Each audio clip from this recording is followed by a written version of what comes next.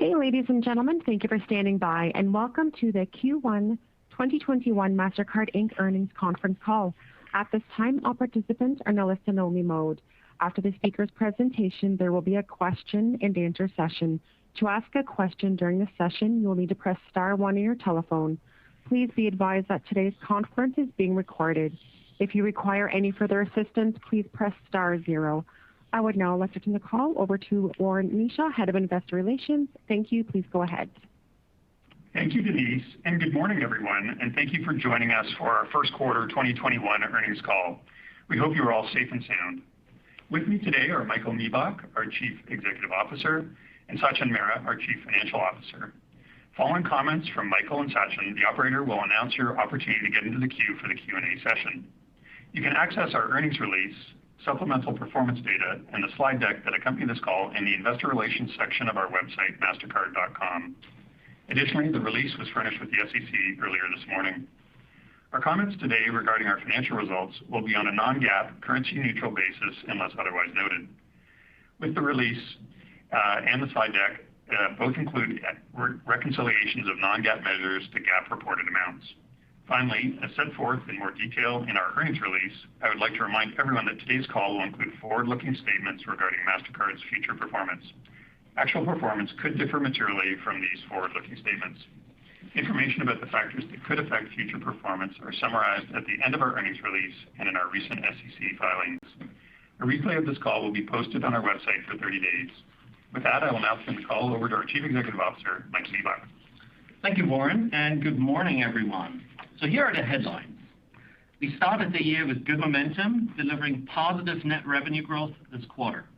We're encouraged by the return of domestic spending levels to pre-pandemic trends. We continue to execute against our strategic objectives as we sign notable new deals, advance our multi-rail strategy by closing our transaction with Nets, and extended our digital identity capabilities with the planned acquisition of Ekata. So let's dive in, looking at the broader economy first. Domestic spending levels showed continued improvement with very strong e-commerce sales. According to our quarter one spending pulse report, which is based on all tender types, U.S. retail sales were up 11.8% versus a year ago, ex-auto, ex-gas. This reflects the impact of fiscal stimulus and the lapping of the start of the pandemic. Spending pulse also indicated that overall European retail sales got close to flat in quarter one versus a year ago. The vaccine rollout has begun to scale in the US, UK, and several other countries, and broadening this critical effort is underway, but will take time. Let's turn to our business specifically and the four-phase framework we established for managing through the COVID environment. At this time last year, markets were going through the containment and stabilization phases. We now believe many markets are transitioning from the normalization phase to the growth phase domestically. Cross-border travel spending continues to be in the stabilization phase where spending is restricted due to closed borders. Looking at Mastercard spending trends, volumes continue to improve quarter over quarter with strength across products. We saw particular strength in debit, primarily driven by fiscal stimulus and share gains. In terms of how people are spending, e-commerce continues to be strong, and we're seeing improvements in card-present spending. On the travel front, we've seen some recent improvement in domestic travel, primarily personal travel. Cross-border travel remains limited as border restrictions remain in place for most markets. Cross-border card-not-present spending, excluding online travel spend, continues to hold up well. As we have observed in many markets, progress is not always linear, and we believe there is significant pent-up demand for travel, as we've just seen in domestic travel. We expect domestic travel to improve progressively throughout the year in countries with strong vaccination programs. International travel should start to open on a select basis in the second half of the year between countries with strong vaccination programs and or low case rates. In the meantime, we remain focused on building on our already strong position in travel, engaging travelers early through our loyalty programs, and expanding relationships with our partners in travel. As a result, we are well positioned to capitalize on this opportunity when it occurs. As we look forward and see positive momentum in the drivers that impact our top-line growth, we will increase the investment we put toward our strategic priorities. 1, growing our share of core payments. 2, deploying a broader set of services. 3, enabling digital solutions. And 4, providing choice with multi-rail capabilities. As always, we will do this with an eye towards driving top and bottom line growth over the long term, along with expense discipline. Let me illustrate how we're executing against each of these strategic priorities. I will begin by sharing how we're driving growth in the core, always supported by differentiated services capabilities. Here are a few key examples. Building on our strength in U.S. retail co-brand, we're excited that Mastercard was chosen as the exclusive network for Gap Inc.'s co-branded credit cards across the Old Navy, Gap, Banana Republic, and Athleta brands. This partnership will include a reimagined rewards program to drive increased customer engagement with the migration of existing card members planned for 2022. We've had a long-term services relationship with Gap, which led to additional opportunities to support both their co-brand programs and their broader business. We're also leveraging our differentiated services to expand relationships with key global partners like Santander. This quarter, we signed a new deal with Santander Brazil and executed a long-term exclusive partnership with Super Digital, Santander's fintech arm, to provide digital prepaid accounts across 7 Latin American markets. Also, we're happy to announce that the financial arm of one of the largest retailers in Europe, El Corte Inglés, is migrating its entire closed-loop consumer credit portfolio to Mastercard exclusively for 10 years. This strategic partnership includes our processing capabilities and will contribute to growing Mastercard's overall credit share in the region. Talking about share, I'd also like to point out that the migration of Santander's UK debit portfolio is progressing well, and we're preparing for the other conversions that we previously announced. Finally, we've secured several strategic renewals and expansions. As many of you know, Huntington Bank announced its anticipated acquisition of TCF at the end of last year, which will make them a top 10 U.S. regional bank. I'm happy that they have decided to both renew their existing business with us and convert the TCF business to Mastercard. This brings significant new debit volume to our brand. We've also expanded our relationship with Synchrony Bank as the exclusive partner for their general purpose consumer credit portfolio. Turning to the next strategic priority, we continue to enable digital solutions to drive the secular shift to electronic payments. A great example of this can be seen through the partnerships we have established with several leading mobile telecom providers across Africa and other regions. In Africa, there are more mobile money accounts than bank accounts, and consumers increasingly expect digital financial services to be provided through their mobile phones. Now, we signed a multi-year partnership with the MTN Group to enable millions of their MTN mobile money wallet customers with a Mastercard virtual payment solution. We've also expanded our partnership with the Airtel Group to equip their Airtel Money customers with virtual cards and QR solutions. And we've extended our partnership with the Airtel Payments Bank in India, along with a recent investment in Airtel Mobile Commerce. While our digital capabilities are enabling us to penetrate new geographies, our multi-rail strategy is allowing us to provide greater choice and capture new payment flows.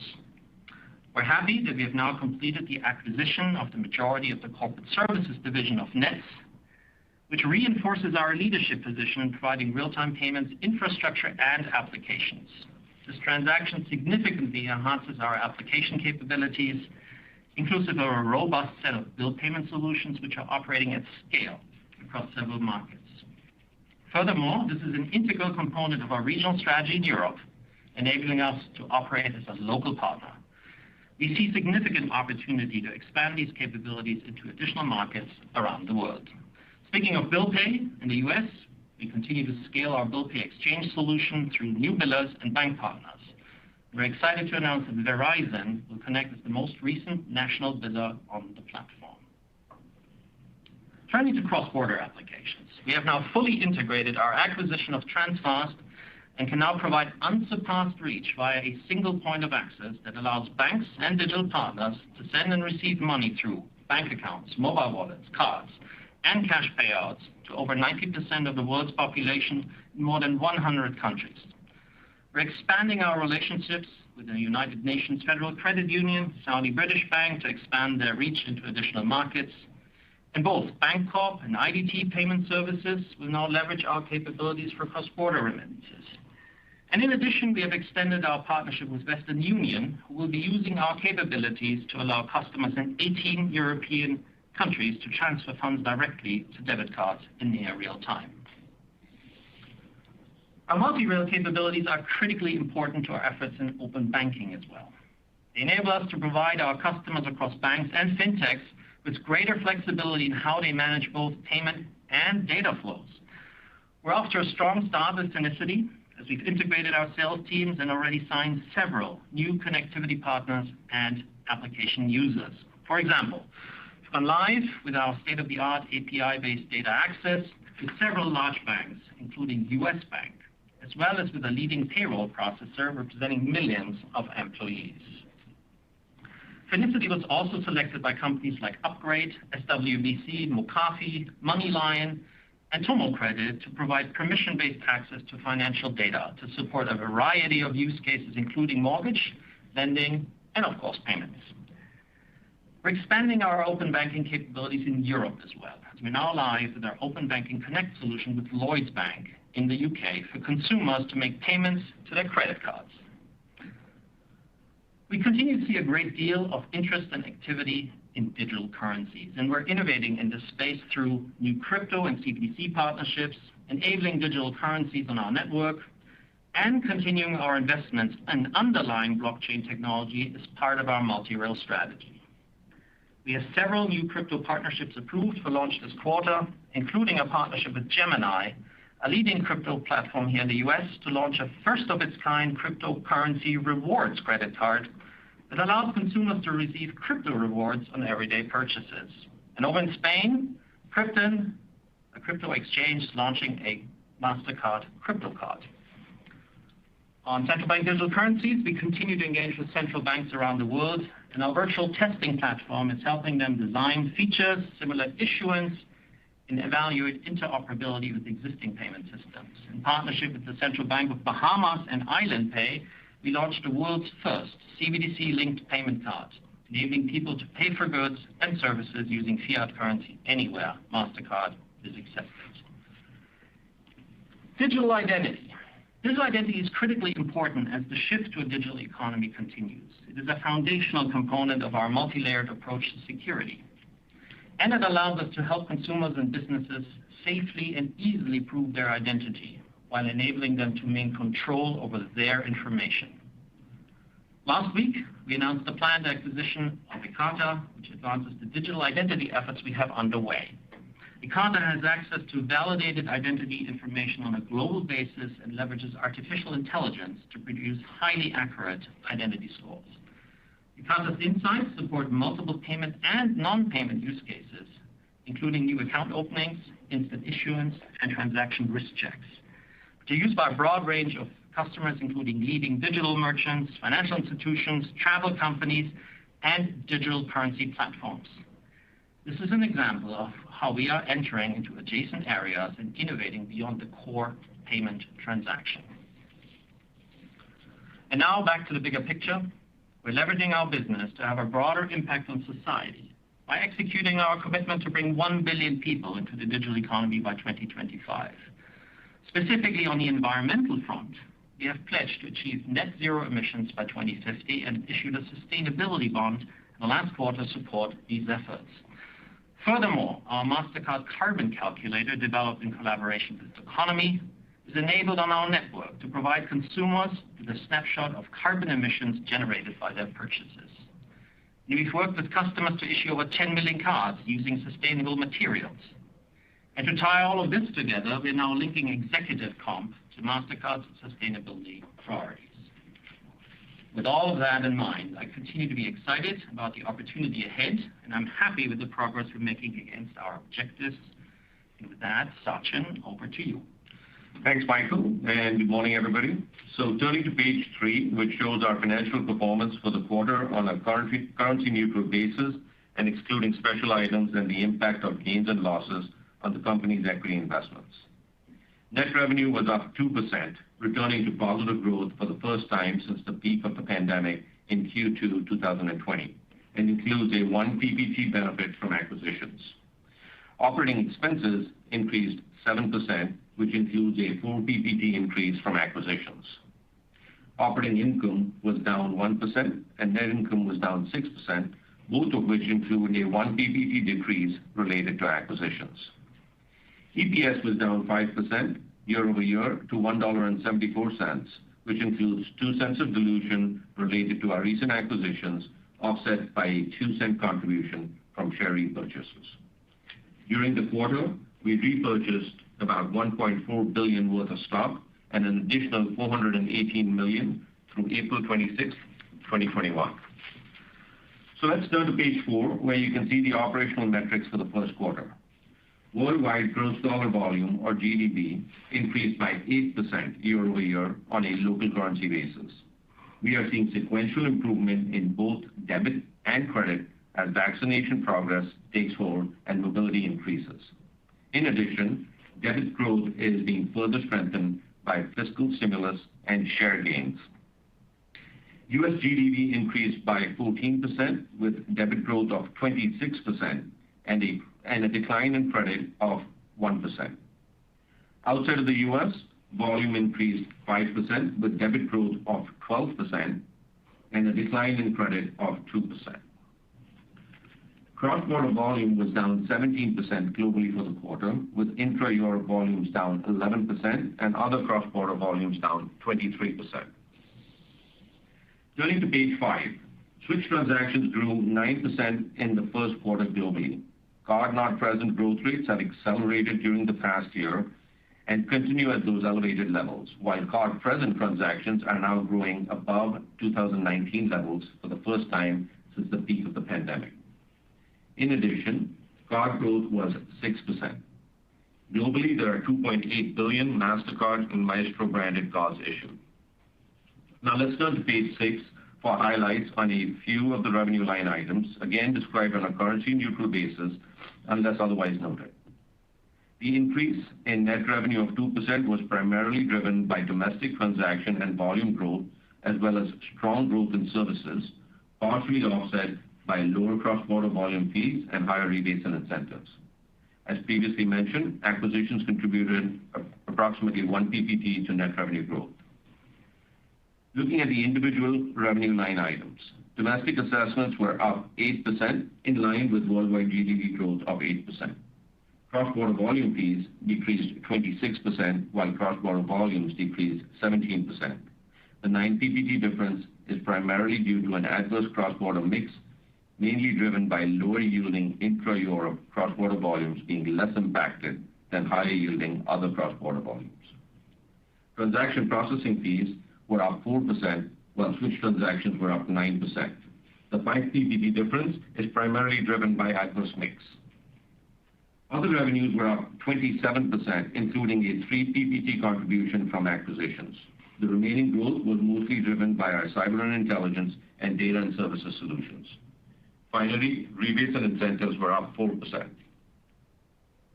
Moving on to page 7, you can see that on a currency-neutral basis, total operating expenses increased 7%. This includes a 4 PPT increase from acquisitions and a 3 PPT increase related to the lapping of a favorable hedging gain from a year ago. Excluding these items, expenses were flat as we continue to invest in our strategic priorities while keeping an eye on top-line growth. Turning now to page 8, let's discuss the specific metrics for the first 3 weeks of April. We are seeing significant improvements in the growth rates across our operating metrics versus 2020, primarily due to the lapping effects related to the pandemic that began mostly in March of last year. Hence, to provide you better visibility into current spending levels, we thought it would be useful to present the 2021 volumes and transactions as a percentage of the 2019 amounts, when we were not experiencing the impact of the pandemic. So if you look at the spending levels as a percentage of 2019, for switch volumes, they have shown steady sequential improvement, continuing along the same trend line we saw in Q1.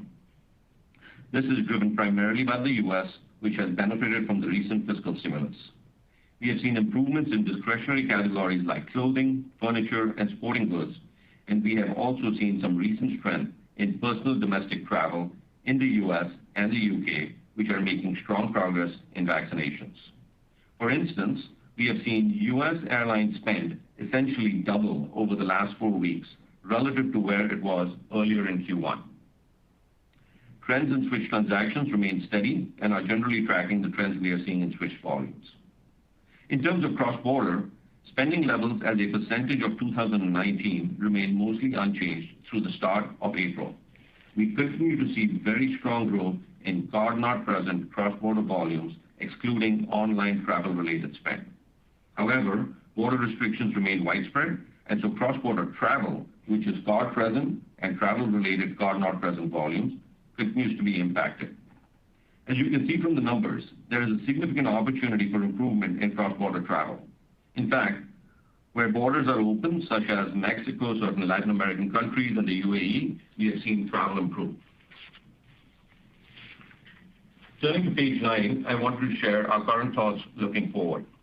First off, we continue to make strong progress against our strategic objectives and feel we are very well positioned to grow with the new and renewed deals we have signed over the last several quarters.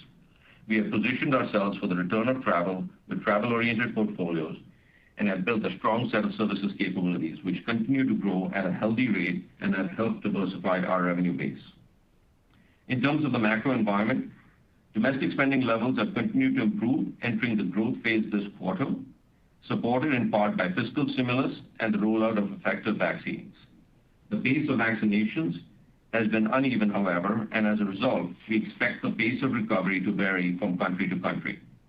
As Michael said, we do believe there is significant pent-up demand for travel and are already seeing domestic travel improve.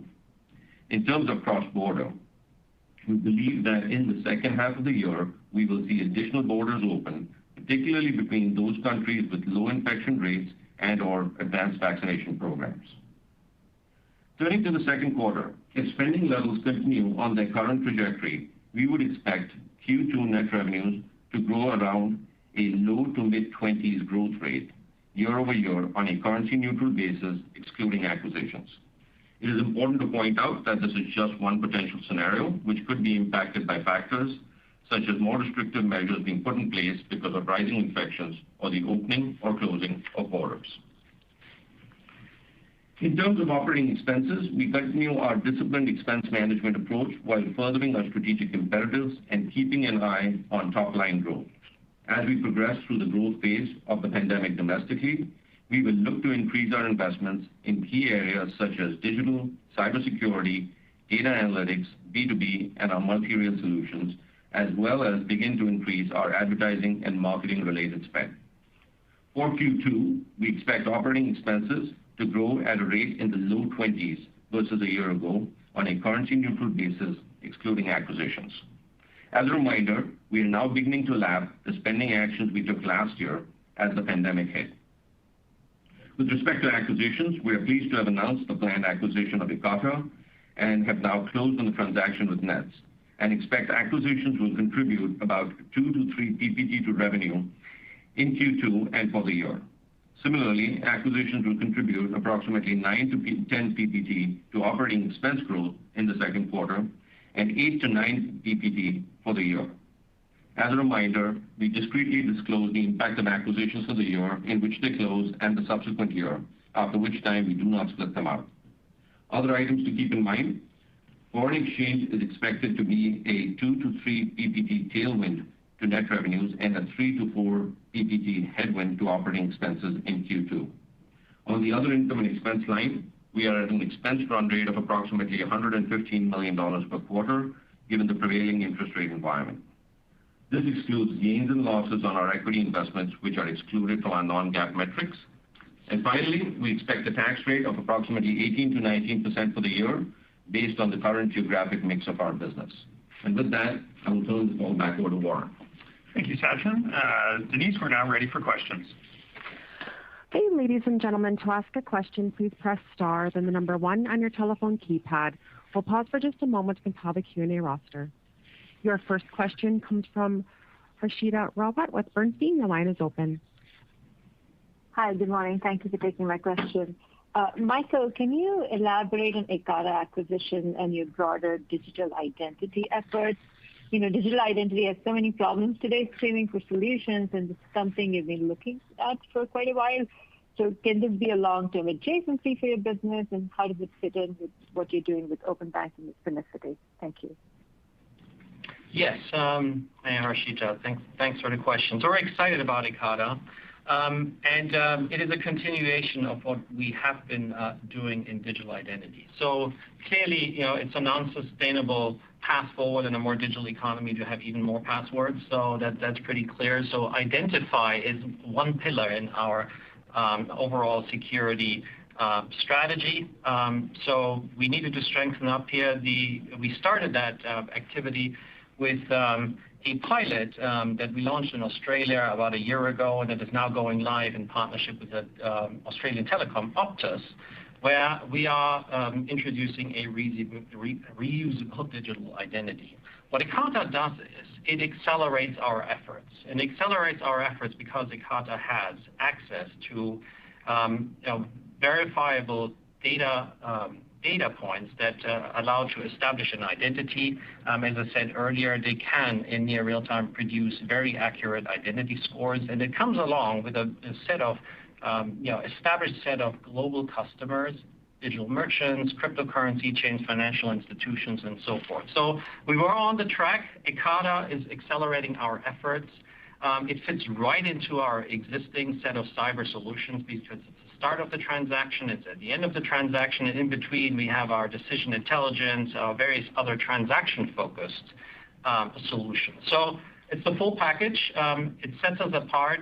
And as you can appreciate, you link that back to open banking as you asked the question.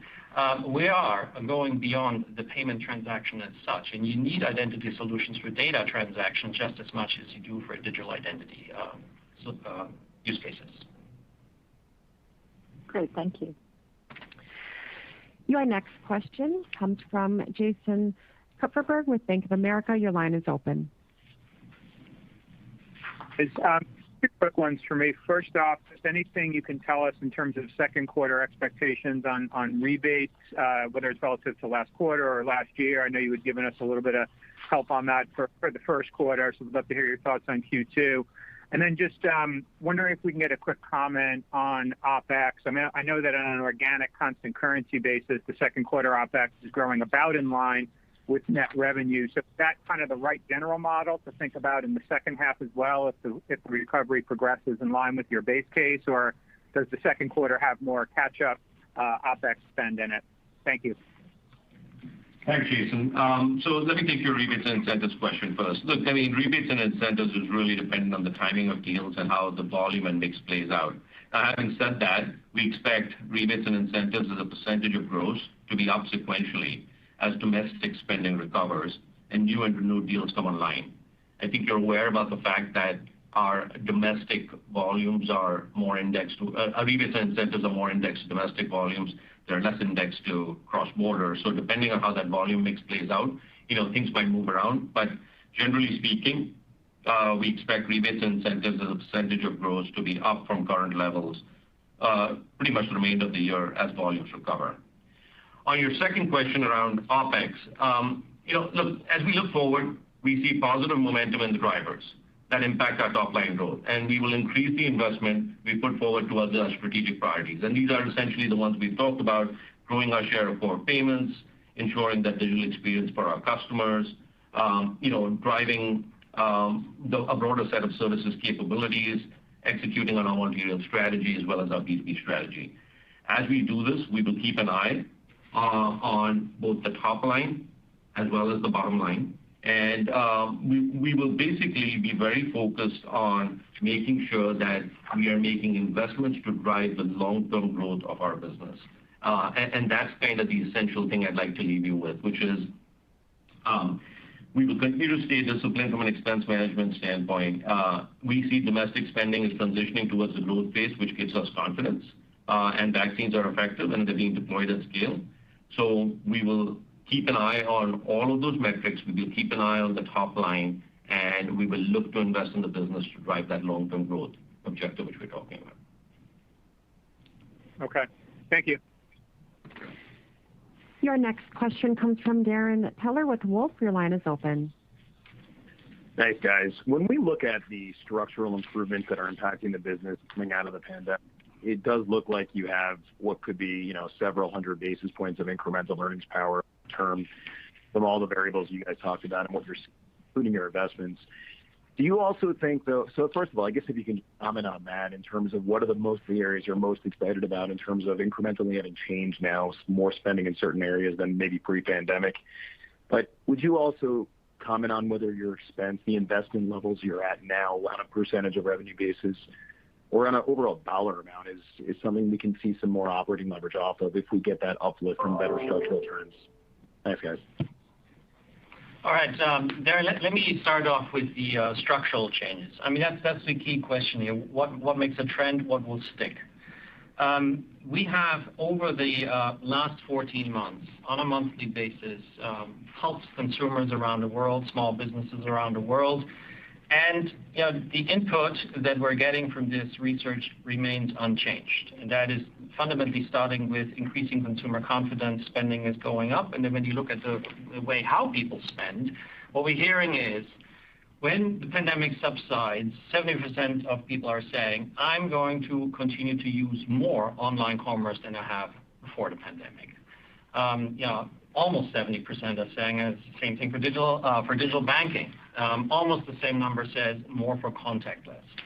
And then you look at the other side of the coin, and that is, about 60% of people are saying, I will actually use less cash. So we believe that these trends of anything elevated online will prevail, maybe not at the same levels, but they will be elevated.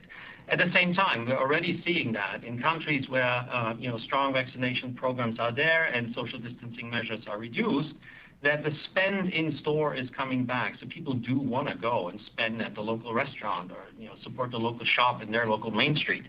So the good thing is we're ready for both with our solutions. So that is around consumer behavior, the changing consumer as we turn out of this nightmare. And then you look at what else is going on. And what else are we seeing is with this push towards a more digital economy, we're seeing there's more data around and the thirst for data analytics is increasing. Our services teams can't be running fast enough to satisfy that thirst. You look at more data, you look at an increasing cyber footprint. So our cyber solutions, that is going to be a continuing trend. Earlier, we talked a little bit about our multi-rail strategy and what we're doing there. I talked about Europe and being a local partner. Government is interested in payments. Government is interested in real-time payments and crypto, central bank digital currency. So this whole trend of government leaning in, I think is important. So our focus on the government vertical is going to help us there. And finally, just came across the news over the last couple of days is the dependence on international supply chains is showing up. It shows up in the context of vaccine distribution lately, but it has been showing up across many different industries. So there is a real push to digitize supply chains, make them more flexible, and of course that comes to payments as well and comes to associated data flows. So B2B should also be seeing quite a push out of as we turn out of the pandemic. So it's a shifting picture, and Darrin, I agree with you that there's a lot of things to feel positive about in terms of our strategy is on point for all these drivers. That's why we're increasing the investment behind these.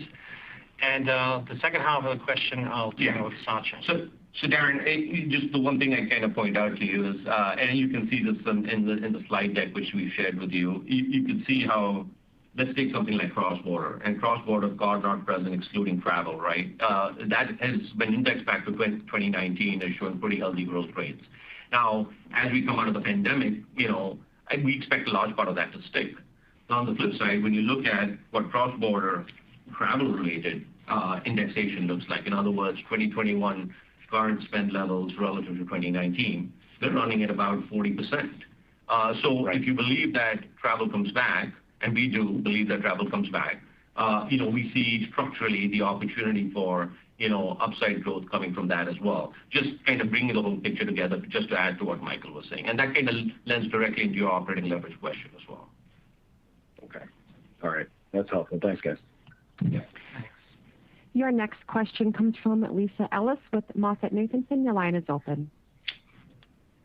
Hi, good morning, and thanks for taking my question. I had a question on crypto, specifically related to stablecoins and CBDCs. Michael, you called out in the prepared remarks that many governments are using Mastercard's virtual testing platform for their CBDC experiments.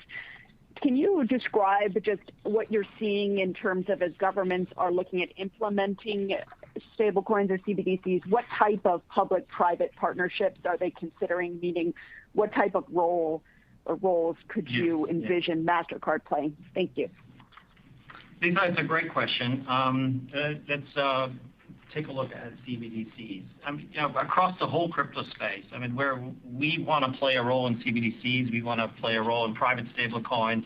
We want to facilitate the buying and selling of crypto assets. So it's a broader space. Specifically in CBDCs, I would describe it as relatively early days.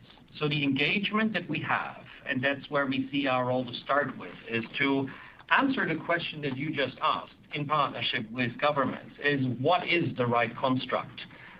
What is the role of the private sector? And where we came out, and fortunately, as of late, there's been a few thought leadership pieces involving some of the leading central banks around the world, including the ECB and the Bank of England and so forth, is ideally there's a two-tier system where the government takes the role of mining the currency, so to say, as they do in fiat, and the private sector takes the role of distributing it.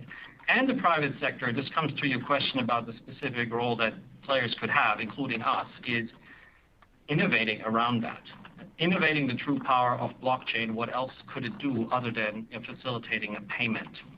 So I think there's a direction that we like where this is going. So concepts of interoperability are also very important, because the utility for a consumer or a business will only come when you can do something with a central bank digital currency. I think this example out of Bahamas is actually a very striking one. So here is a Mastercard partner program that allows you to spend on a CBDC unit that you have received at any place Mastercard is accepted. That's solving a last mile issue. Imagine how we could be doing this in so many countries. So it's that engagement on model, it's that engagement on policy.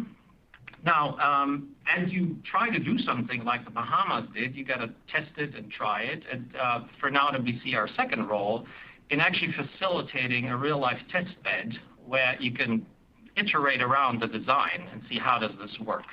And that's not only for governments. Governments like that sandbox, they engage, but it's also to pull in the commercial banks, because it needs to go in conjunction if you have a two-tier system. So I see all of that, and then I'll come to assume a scenario where this is in play and it exists in a given country.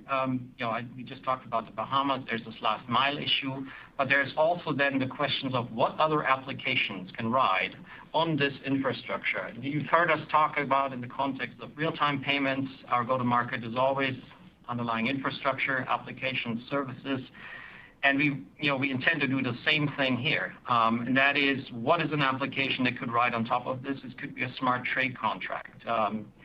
Smart contract technology is what we're investing in. When I made the reference earlier, we're investing in further blockchain technology. And then, of course, there are services. Everybody right now is asking us, what should our blockchain strategy be? And our advisors team is all over that. There will be cyber questions. Governments are raising the question when a blockchain comes along, is that a backdoor for hackers? So our whole cyber solution space is also geared up to engage. So I think there's a role to play for the private sector, and there's a role to play very specifically for us to help the private sector and government. Terrific. Thank you. Very exciting. Thank you. Your next question comes from Chris Donat with Piper Sandler. Your line is open. Hi, good morning. Thanks for taking my question. To try to get a little more specific on the benefits of vaccines and lower caseloads for cross-border travel, as we think about the European Union taking steps to allow vaccinated U.S. tourists into Europe, when we think about that corridor of the U.S. traveling to Europe, is that, I imagine it's big enough to move a needle for cross-border, but can you help us understand how how meaningful like some key corridors would be if they reopen in strong ways for you, or is it a highly dispersed set of corridors that you've got around the world that will take a lot of them coming back online? Yeah, Chris, I can give you a little bit of color on that. So when you think about first the high level answer to your question is the corridors are pretty widely dispersed across the globe. You could see, generally speaking, intra-Europe constitutes a fairly significant portion of our cross-border volumes. And you can see that from the metrics which we've been sharing with you. And so that will depend upon how travel opens up within the intra-Europe corridor as kind of point one. Now, but we recognize also that intra-Europe is lower yielding than the other cross-border volume. So kind of as you think about it, you should think about it in that context. Secondly, what I tell you is the U.S. is an important outbound corridor. There's no question about that. But there are several corridors well beyond that. When I think about the Middle East and Africa, when I think about what's going on in the Asia Pacific, these are all important corridors. Take U.S. to Canada, another important corridor. U.S. to Latin America and Mexico. These are all important corridors. I think the operative thing here is, at least what we are spending a lot of time thinking about, is not only what the rollout of vaccines is, but what are governments doing to establish travel bubbles. So you've heard about Australia, New Zealand. You're hearing about Hong Kong, Singapore. You're hearing about China establishing some sort of bubble. So there's a lot of work which is currently underway in terms of seeing, is there a level of comfort to open up borders and to make it less onerous for people to travel. So it's a kind of three-pronged thing as far as I'm concerned. It's vaccines, it's the opening up and establishing of border kind of protocol, and then the third is, have we made it less onerous for people to travel? And you've got to look at all those three as you think about how cross-border travel comes back. Now, the proof points we've got so far are in corridors like U.S. to Latin America. Things have worked out pretty nicely. It's not that onerous. People are traveling. You've seen decent cross-border spend. Similarly, in the UAE, you've seen decent cross-border spend. A lot of this, and one more quick reminder for you is, a lot of our cross-border travel volume is personal travel, and we do expect personal travel will come back. And the leading indicator for that is we've seen it come back in the domestic environment pretty robustly now that you've taken away these quarantine requirements in the context of the U.S. and several other countries. So that's the kind of color I just wanted to share with you as you think about how this will play out going forward. Okay. Thanks very much, Sachin. Sure. Your next question comes from Bryan Keane with Deutsche Bank. Your line is open. Hi, guys. Good morning. Just thinking about modeling going forward, looking at the 2-year, in particular, thinking about the lapping of stimulus versus the economic recovery. Sachin, I don't know if you could give us some help on how you guys thought about the impact of those two factors. In particular, I'm just curious on how much stimulus had an impact. Do you think it's having an impact? And then secondly, on services, I noticed the strength there. Just curious if that strength is expected to continue as we move forward through this year. Thanks so much. Modeling was the cue here. This is clearly for Sachin.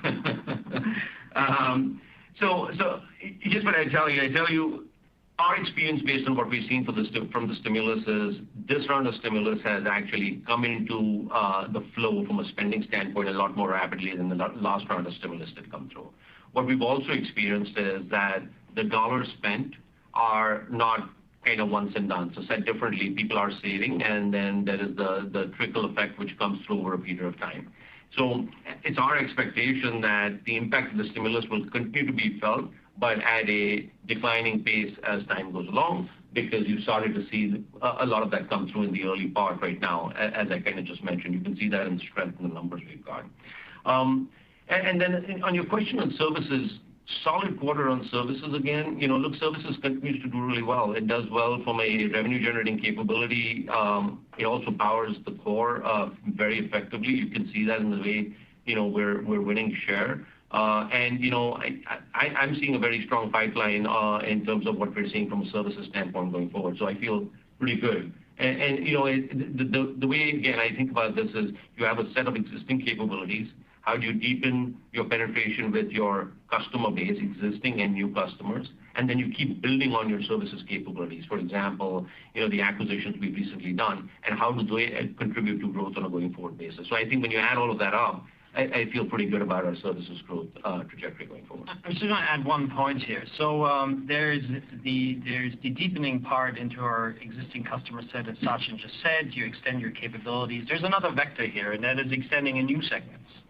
So as we're, throughout the last couple of years on the front of a number of acquisitions like SessionM or APT, we're finding that there is other adjacent segments that are needing these kinds of services. And as we go into these new segments, that's also an opportunity for us to also then, so to say, cross-sell our payment solutions. So it works in different ways. And then the last thing to add, obviously, when it comes to our multi-rail strategy, there's a growth dimension of extending our services across all new flows. Got it. Thanks for the help, guys. Your next question comes from Tien-Tsin Huang with JP Morgan. Your line is open. Thank you. Good morning. I want to ask about Nets. Now that you've had it for a couple months, it was, I guess, a little different than what you originally agreed to buy. So given that, what are the priorities here, Michael, both short-term and long-term? Yeah. It sounds like Europe is clearly part of it, but can you just catch us up on your to-do items for now? Yes. So the first thing I would say, it's not entirely different from what we intended to buy. It's certainly different in terms of the expected timeline. So it should have been a little faster than it was. But that aside, we were excited in August 2019, and we're excited on March 3 when we had legal day one and we welcomed the team in Copenhagen. And I'll tell you why we're excited. So with our existing set of multi-rail capabilities, particularly in the account-to-account space, we're well positioned with VocaLink. VocaLink has strong infrastructure capabilities, applications, and helped us to build a services business.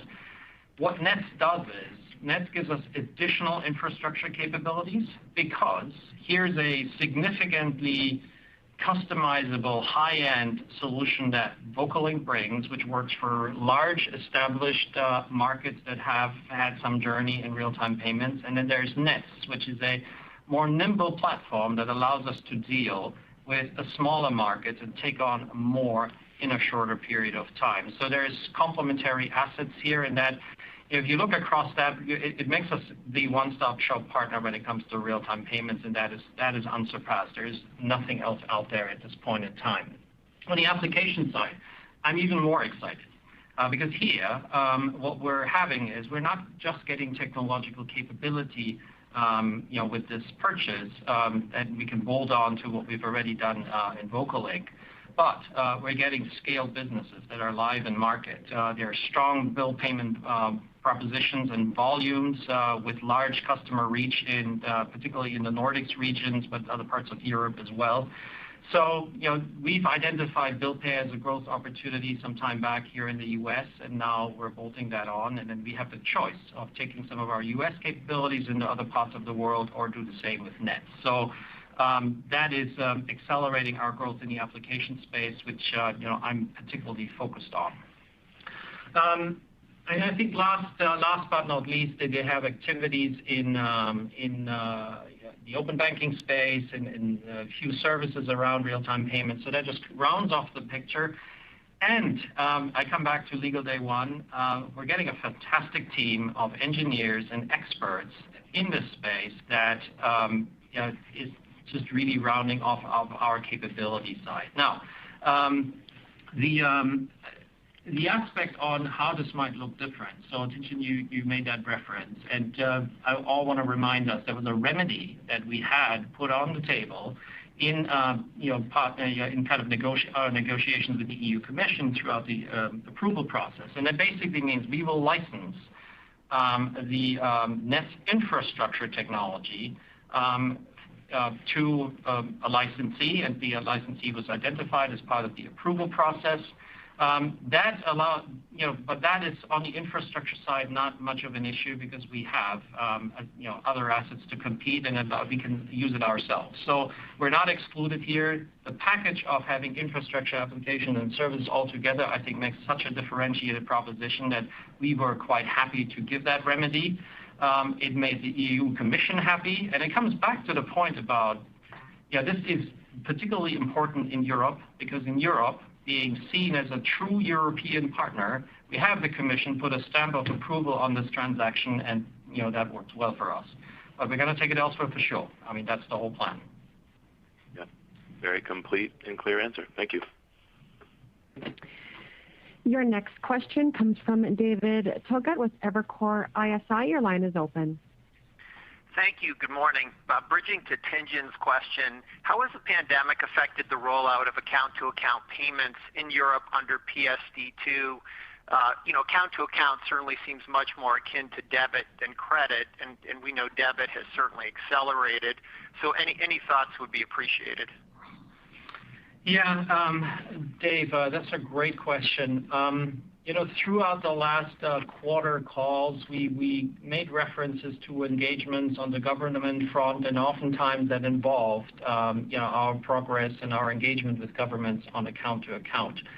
And there are other things, obviously, that we had to dial down throughout the pandemic because there simply was no appetite in the market. But account to account wasn't one of them. We never missed a single step there, and neither did government. This was really driven by a lot of governments trying to get stimulus money into their citizens' hands, and they couldn't do it fast enough, and they couldn't do it in an efficient enough way. So the focus and the light shed on real-time payment infrastructure it certainly helped. So I would see there's an increasing engagement around account to account. Throughout the pandemic, if you look at what else was going on, you saw the two-factor authentication thing in Europe that moved for strong customer authentication. I think is the actual technical term there. That moved forward throughout the pandemic. So the government, the financial sector players in Europe advanced that, and that was broadly it. And then you look at what we've done with open banking. I mentioned it earlier. That's again a regulator-driven aspect of payments and the broader financial services. Here, Tesco, we talked about that last quarter, I think, and now Lloyd's. So there is momentum. I think it's actually literally a shot in the arm rather than anything else. Sachin, you have anything? Yeah, and Dave, I'll just make one more additional comment. When we think about account-to-account, there's certainly the domestic flows, and then there's the account-to-account cross-border. And I think we've got to kind of think about it in the composite because, candidly, we're seeing some very decent traction take place even in that cross-border space from an account-to-account standpoint.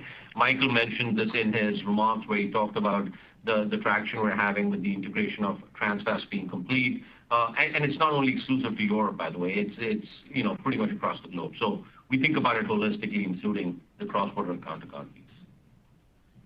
Thanks very much. Appreciate your insights. Sure. Thank you. Your next question comes from Trevor Williams with Jefferies. Your line is open.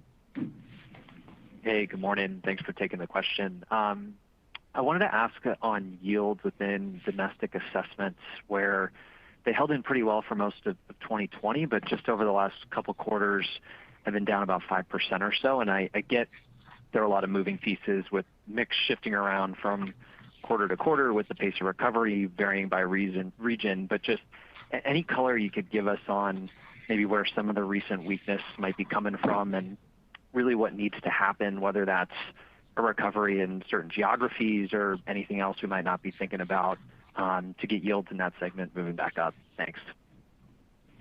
Yeah, so Trevor, I think your question specifically is around domestic assessment yields, correct? Just want to be sure. Correct. Yeah. Okay, look, I mean, we've seen a little bit of recovery in domestic assessment yields in the first quarter relative to what we saw in the fourth quarter. That number kind of moves around, right? And it moves around. There's a whole bunch of stuff which is kind of going on in there because remember, in the denominator, when you're doing yield calculations, we talk about GDV. I think the natural instinct is to think about GDV only as domestic volumes. It's a composition of domestic and cross-border volumes. Whereas the numerator, which is domestic assessments, is only the revenue we earn on our domestic volumes. So depending on how that mix moves around, you're going to see that yield move around as well. And then there are other moving parts in domestic assessments, the card fees and those kind of things which actually feature in there as well. But by and large, I would tell you between the fourth quarter of 2019 going into the first quarter of 2021, our yields have held pretty steady if I take those two endpoints. They bounce around a little bit quarter to quarter, but they're held pretty steady. Okay, terrific. Thank you. Appreciate the color. Sure. Your next question comes from Craig Moore with Autonomous Research. Your line is open. Yeah, hi, thanks. Wanted to ask about the material debit wins that you've had in Europe and now in the U.S. with TCF. You're going to obviously be onboarding a significant amount of debit volume over the next 2 years, which begs the question, how do you view the long term in terms of debit versus credit growth rates? And we've seen significant outperformance of debit during the pandemic. It's the obvious replacement for cash. So do you view the spread between the two versus historical levels as widening significantly over time? Thanks.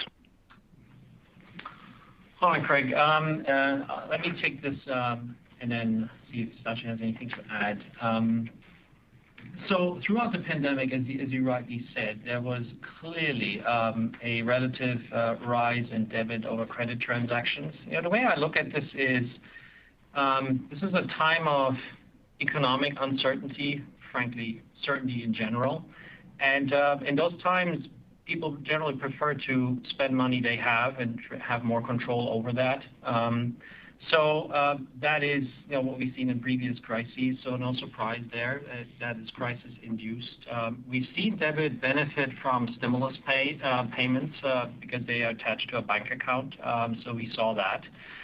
And then you looked at how the mix of spending has changed in terms of overweight to everyday spend versus discretionary spend. And that is just, there's a lot of historical consumer behavior ingrained in that, is that, you use debit for more everyday spend. That is what we're seeing in many markets around the world, and that has played out here as well. So now the question is, what of that is going to stick, back to what we said earlier in terms of trends? And in the end, that's hard to predict. I do think what we're going to see is that the crisis-induced spend is, the trigger there is going to go away because this nightmare will be over at some point, hopefully soon. And you will also see that the discretionary spend categories are coming back. We're already seeing this in the last three weeks when I look at the first 3 weeks of April here. So you start to see travel, strong travel programs, and it's very, I think, reasonable to expect that a lot of that is going to drive credit growth back up. So we're going to see a bit of a balancing. For us, I think the strategy has to be, we have to have the best solutions across debit and credit, and frankly, beyond cards as well, because we just talked about earlier how the overall payment landscape is changing. And that's where the focus is. That's why we lean in on the travel side, but that's also why we lean in on debit. And you're right, NetWest, Deutsche, Santander, it's in conversion right now, as I said earlier, and that's going to be good for us, and we try to bring our best solutions forward with consumers. So, Sachin, I don't know if you have... Yeah, no, I think, Michael, you kind of pretty much covered it. The point I'd make, Craig, in addition, is obviously there's this increased secular shift which is taking place. I think you were alluding to the fact that, the first point of replacement of cash happens to be debit. You're certainly seeing that come through. Yeah. But like Michael said, there will be some level of reversion to the mean. The one point I'd make is the way we look at it, even from a product life cycle standpoint, is people tend to start, when you think about financial inclusion and you think about how people come into spending in electronic forms, they start with prepaid, they move to debit, then they start dipping their toe into credit. And that's just the natural evolution which will take place. We want to have a balanced portfolio. We want to win across the board, and we want to be ready to actually address those spends as they come across debit and or credit. Thanks so much. Sure. Great, thanks. I see that we've got to the top of the hour, and so maybe I'll just turn it over to Michael to see if you have any final comments as we wrap up. All right. Thanks, Warren. So first of all, thanks for your questions. I'd love to go on for a while, but be mindful of time. Just the key takeaways to bring it all together. It's, we're back in the growth phase domestically. That's fantastic. We're ready for the return of travel when it comes. It's going to be selective second half of the year. We keep strong focus on our, strategic priorities. Don't have to repeat them again. We're excited about Nets, as I just laid out, and we are excited and hopeful that we will close Ekata as soon as possible. So all that is good. None of this would happen without our people, and I do just want to recognize that. It's been 14 months. That's a marathon, and our folks are running it hard, and that is a big shout-out. I sent a note to the whole team this morning with our results and told them that momentum that we were just sharing with you is really entirely their doing. With that, I'm going to leave you to it and look forward to speak to you in a quarter from now. Thank you very much, and thanks for all your support. Thanks, everyone. Okay, this concludes today's conference call. You may now disconnect.